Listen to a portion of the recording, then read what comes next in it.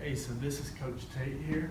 I'm going to ask him just a couple of questions about our seminar and about his previous background with technology. So first of all, what was your previous background with technology and kind of what you did with it? Yeah, not much, just a couple of Nintendo games. But no, I played pro football for 12 years and just use iPad really just to watch film, and never had much access with a computer. But through the training of Coach Johnson, Coach Butcher, Coach Benori, I've become an expert at Excel and with inputting or creating tests, grades, and scripts for the practices. Yeah. So that seminar was very beneficial. The Excel seminar for you was really beneficial. Yeah, and you guys did a good job teaching me, because I felt like it just became second nature and muscle memory really after about 3 weeks with it. So once you get going, it's pretty easy, but at first it was a little cloudy headache.